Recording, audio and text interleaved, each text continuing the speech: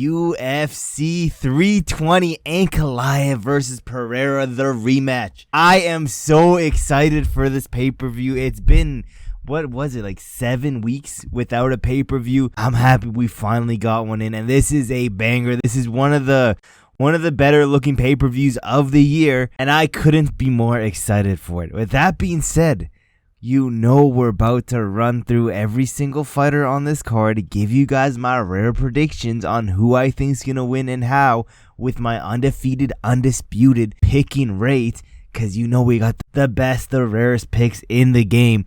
Let's get into these early prelims. Women's flyweight division, Veronica Hardy, Bogdan Walker. Hardy is a good, accurate striker with some good distance control and is good at point fighting. She's fairly well-rounded and has some submission threats here and there and has cardio for all 3 rounds, but her takedowns are pretty weak and her striking defense isn't the best. Where Walker is one of these Ultimate Fighter winners with a BJJ black belt, strong grappling, but mostly a decision fighter with a garbage stand-up. I think Veronica is just a way better fighter and is way more proven. She'll make it look easy. 30-27 decision win. Easy one. This is the easiest pick on the card, to be honest. Let's get down to welterweight, though. Welterweight. Ramirez Brahimaj taking on Austin Vanderford. Now, Ramirez, a very strong, dangerous submission threat with some good grappling entries and okay KO power, but his striking overall is pretty limited and his cardio is just okay.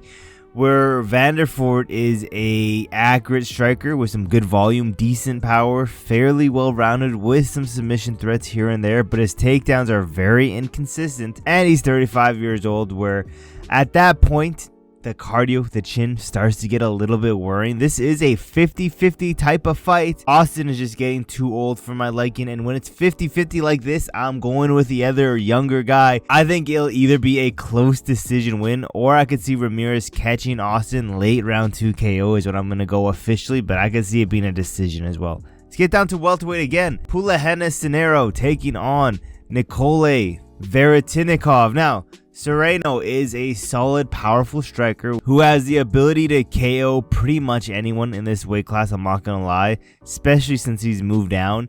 He has some solid wrestling and he's turned into this big KO guy and has almost completely abandoned some of his wrestling. And, you know, his takedown defense not the greatest, but all around he is semi-well-rounded, where Nikolay is a high finishing rate fighter with some good power, some clean combinations, good head kick, decent submission threats, and can end the fight by submission, but his striking is definitely a lot better than his ground game. Soriano, if he isn't brain dead, should be able to get this fight to the ground, where, to be honest, I could see Soriano landing some big ground and pound. If Soriano isn't retarded, he's taking this fight to the ground and getting a nasty ground and pound TKO round 1.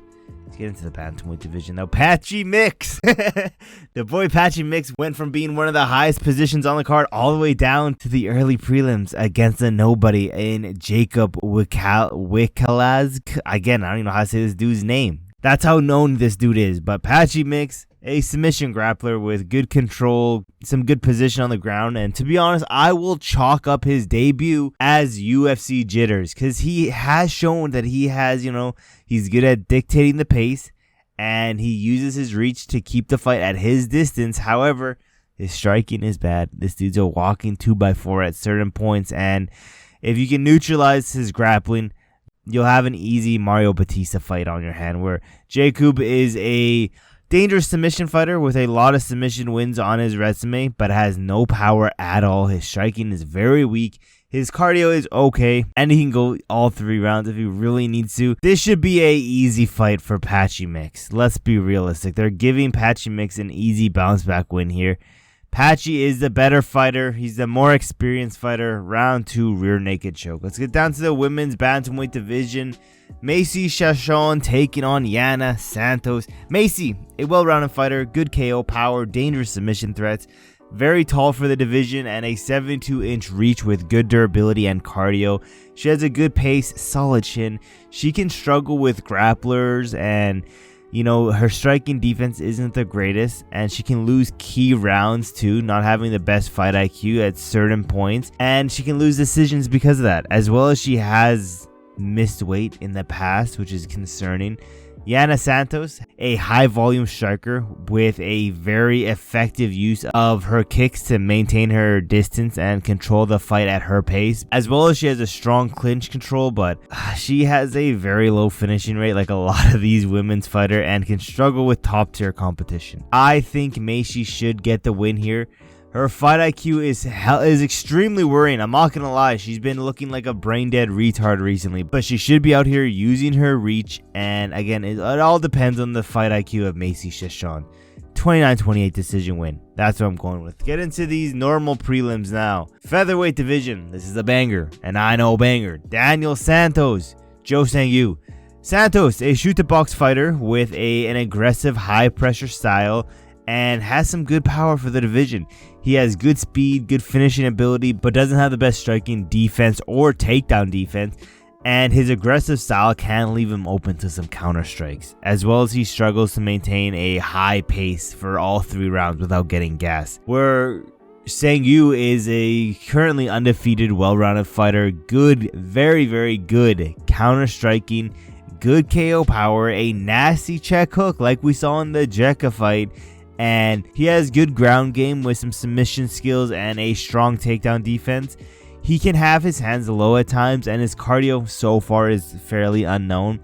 I think, it won't be as easy as the Jekka fight because Jekka just sucks, but he'll find the chin of Santos. And okay, this is how the fight will go. It will either be Sang-yu by another beautiful counter check hook KO, or he'll get fraud checked by Daniel Santos. Those are the only 2 outcomes I see happening. And I'm going with Sang-yu by round 2 KO. Let's get into bantamweight now. Chris Gutierrez, Farid, Basharat. Gutierrez is one of these fighters who have some of the best leg kicks in the division. He also has a strong takedown defense and good clinch control with good durability and toughness, maintaining a pretty high output throughout his fight. Although he has a good clinch control, he has minimum submission attempts, to be honest, with some low takedown output and honestly 0 ground and pound. He has some of the lowest fight IQ in the division and just regularly does some stupid high-risk things that honestly just make no sense. The fight IQ of Chris Gutierrez really does need to be studied, I'm not going to lie. Where Farid Basharat is, one of the Basharat bros, has great submission skills, good grappling, strong takedown defense, and good takedown offense. His striking is limited, but he has good distance control, no real power, and he does struggle against pressure fighters and has okay cardio. I think Basharat wins pretty much everywhere here. I think he's just a way better fighter. Plus, again, the fight IQ of Chris Gutierrez needs to be studied. 30-27, decision win, Farid Basharat. Let's get into middleweight now. We got Edmen Shahbazyan, Andre Muniz. I'm so excited for this card. Every time we keep going down, the fights just get better and better and better.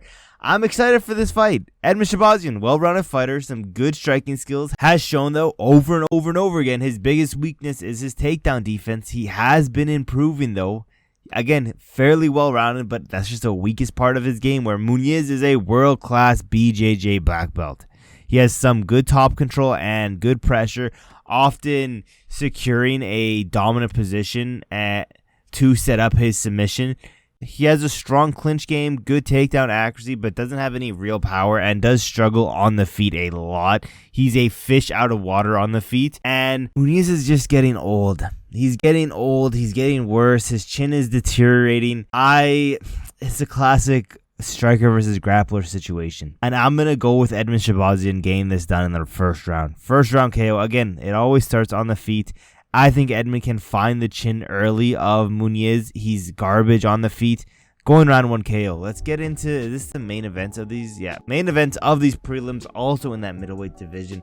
Ateba Gutierrez, Ozzy Diaz. Gutierrez, again, another banger. This card is so good. Can we just show a little bit of appreciation for the UFC for finally giving us a really good pay-per-view? With that being said, Ateba, a striker with some crazy speed, good power, good accuracy, a great jab, good kicks, knees, and some good volume timing. His cardio and ground game, pretty underwhelming and pretty unproven in the UFC so far, I'm not gonna lie. Where Ozzy Diaz, former LFA world champion, and a striker who is pretty light on his feet. He uses his movement well, has good power for the division, but also has a pretty sus chin. He made his UFC debut at light heavyweight, where he got knocked out, but now that he's back to his more natural weight class, I think he can do a little bit better. But Ozzy Diaz is just not UFC level. Ateba round 1 KO. Let's get into the main card now. Oh my goodness, fucking main card is so good. I can't remember the last time I was so hyped for a pay-per-view. This pay-per-view, the more you look at it, the better it is. The closer we get to, I haven't had those like UFC fight week feelings in a while. I just know once it's fight day, your boy is gonna feel like he's on fucking cocaine or something. But middleweight division, main card, Abus Magomedov, Joe Pyfer. Magomedov is a powerful and experienced kickboxer, being able to use his reach and range to control his opponent very well. He has good takedown accuracy and defense with some good submission skills, but he does tend to fatigue later as the fight goes on. Where Joe Pyfer, a pressure fighter with some crazy power for the division, as well as some decent BJJ, good volume. His striking defense is pretty limited, as is his takedown defense. His cardio isn't the best. He does tend to fade as the fight goes on. But that being said, both these dudes are going to be fading as the fight goes on. But Pyfer's power continues for all 3 rounds. They'll both be slow. The power will stay. Round 3, Abus will get caught. Round 3 KO for Joe Pyfer. Let's get into featherweight now. Josh Emmett, Youssef Zalal. It's almost like they're trying to set up nothing but KOs in this card. It low-key looks like that, but Josh Emmett, a decent wrestler with some one-hitter quitter type of power. He's extremely tough, hard to get out of there with some good conditioning for 5 rounds if needed. Youssef Zalal, a high fight IQ fighter who can throw a lot of volume and having good striking defense. He's also a aggressive wrestler with sneaky submissions. I think, I mean, I wouldn't be mad picking Josh Emmett by KO. But Josh Emmett is literally 40 years old, and I think Youssef Zalal's fight IQ will win him this fight. He has good fight IQ. He's not going to get caught by something stupid and get knocked out easily on the feet. I can't pick a 40-year-old in featherweight. It's just not happening. Unless you're Volkanovski, I ain't picking you at 40 years old. 29-28 decision win for Youssef Zalal. I think he'll avoid the heavy strikes of Josh Emmett. I think he'll out-volume him on the feet. Let's get into the featured fight, though. Light heavyweight division, a generational featured fight. Yuri Procházka, Khalil Rountree Jr. Yuri, an extremely creative and unpredictable striker with some nasty spinning attacks, flying knees, unorthodox striking angles. He has some good lateral movement to keep his opponents off balance and has a very high finishing rate, most by KO. Unless your opponent is Alex Pereira, then this dude's chin is good and he can recover very fast. He has a no-quit mentality, and because of his style, it does leave him opening because his hands are low and he's very aggressive. He can struggle against elite grapplers with good takedowns and ground control, where Khalil is a powerful striker with good KO power in both hands and feet with some explosive Muay Thai striking, violent elbows, good knees, body kicks. He has an aggressive pressure style to overwhelm his opponents. He has good takedown defense. However, his cardio definitely does tend to fade as the fight goes on, and his takedowns and striking defense start to get worse and worse. Yuri is still so underrated. This will be a close fight, though. I have people saying that, Yuri is going to lose, that Khalil is going to win, that Yuri's chin is trash. Yuri is underrated. This is a close fight, but the talk of this dude's chin being bad is just dumb. The only person cracking Yuri was an Alex Pereira, one of the heaviest hitters in the sport. I think Yuri's pressure will overwhelm Khalil. I think Khalil will be on the back foot. I don't think Khalil will be able to put Yuri on the back foot. I think Yuri will be moving forward most of this fight. I don't think this fight ends in a finish, though. Hot take, I don't think it ends in a finish. We saw both these dudes are tough as nails. I think Khalil is going to get cut up. I think he's going to get bruised up. And I think he's going to look like he got a train ran. Okay, I think he's going to look like he's been in a bare knuckle fight, to be honest. He's going to get bruised up. He's going to get cut up. I think Yuri 30-27 every single round. just dominating Khalil Rountree. That being said, I could see a finish here, but again, both these dudes are very tough. Let's get into the co-main event now. Bantamweight title on the line. The champion, Merab Dvalishvili, Cory Sandhagen. Merab, a well-rounded fighter with some crazy takedown volume and good strong wrestling. He uses his pressure-heavy wrestling style to overwhelm his opponents for 5 rounds. He has non-stop pace and is never tired in the slightest. He has good ground control and is very durable. He uses his non-stop takedowns. He doesn't use them to take his opponents down. He uses it to tire out his opponents.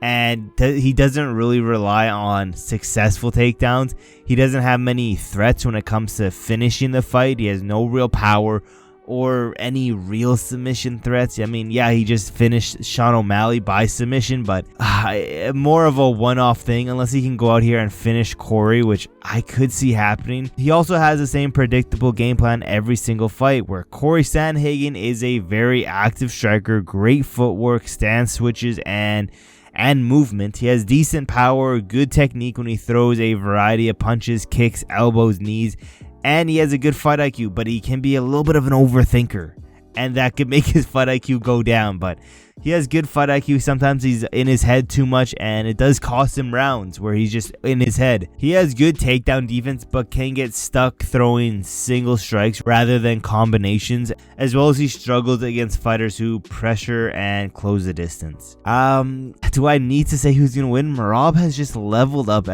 after becoming a champion. Ever since he's on his championship run, Merab has leveled up, and that's why I said I wouldn't be surprised if he could go out here and finish Cory Sandhagen, whether it be a submission here, whether it be some lackluster ground and pound where the ref has to step in because Cory's not moving, not because he's hurt or anything, because he's just stuck. But I don't think that's gonna happen. You know, for the most part, Merab is a decision fighter, and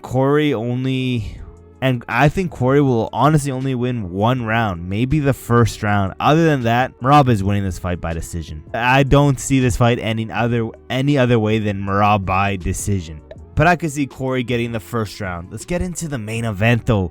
Light heavyweight title on the line. Magomed Ankalaev, Alex Pereira. Magomed is a well-rounded fighter who has, good at keeping his range, using his range effectively, has good power, can honestly KO anyone in the division, has a lot of good strikes, hooks, uppercut, left head kicks. As much as people say he's a dominant wrestler and submission threat, he hardly ever uses his wrestling, has 0 wins by submission, and has struggled with low kicks. We did see that he was able to tank through all of the low kicks in his last fight against Pereira, but prior to that, he has struggled with low kicks, and it could be a factor in this fight, but I don't know. Where Pereira, a high-level kickboxer with some of the craziest power in the sport, and he did fairly well against Ankalaev when it came to defending his takedowns, but, he wasn't fully outclassed in that aspect. With that being said, another 5 rounds for Pereira to find the chin is dangerous.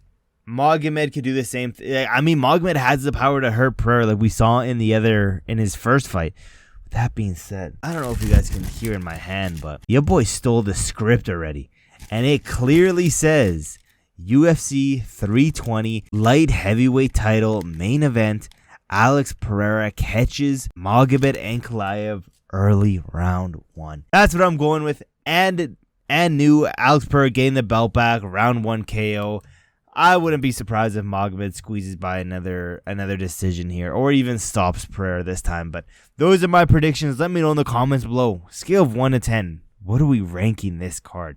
That being said, thank you guys for watching to the end of the video, and I will see you guys in my next video.